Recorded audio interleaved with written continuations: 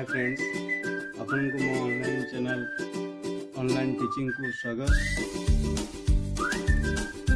पूर्व क्लास रे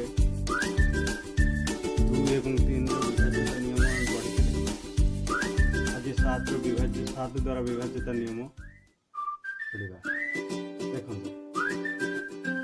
कौन संख्यार एक स्थानीय अंक को 2 गुण करी उक्त संख्यार अवशिष्ट संख्या को वियोग कले वियोगफल 0 किंबा 7 गुणित हेले संख्याटी 7 द्वारा विभाज्य। वर्तमान यार उदाहरण द्वारा मु गोटे देखे दूची करिकी केमिति 7 द्वारा विभाज्य बोले आमे जानिबा।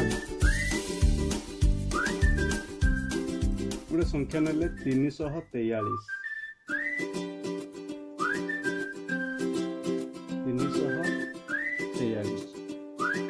এই সংখ্যার এক স্থানীয় অঙ্ক কি?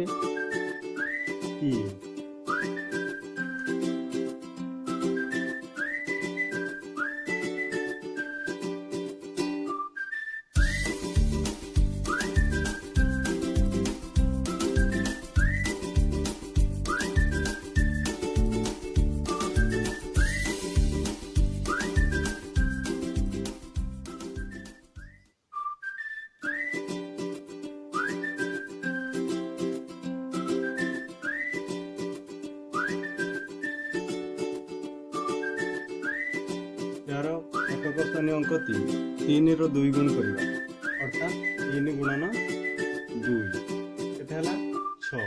अवशिष्ट संख्याटा केते रहिला 34।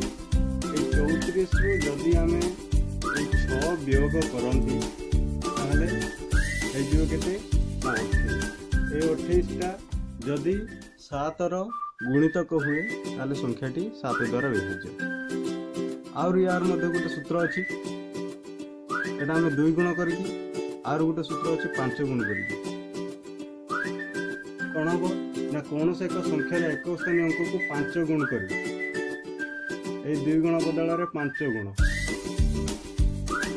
गुण करी उक्त संख्या को अवशिष्ट संख्या जोग कले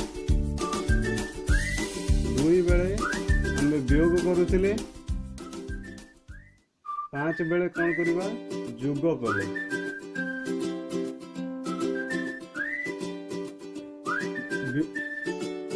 वियोग कले जोगफल 7 रो गुणित कहले। ध्यान देवे 2 बेले आम वियोग करुले 5 बेले जोग करवा जोगफल 7 रो गुणित कहले संख्याटी 7 द्वारा विभाज्य। ये उदाहरण गोटे करके देखेदेवी। वर्तमान एक स्थानीय अंक है 3 तार 5 गुण करवा 3 पंचा केते हला 15। वर्तमान 15 को 34 रे मिसई दबा केते हला 49 ताले 49 टा 7 रो गुणितक ताले संख्याटी 7 द्वारा विभाज्य। जदि कहार किसी डाउट रहे मते कमेंट करिवे। Thank you. सेहीपरि 13 द्वारा विभाज्य 13 द्वारा विभाज्य नियमटी मु या पर वीडियो रे करिवी। आज पई एतिकी। धन्यवाद।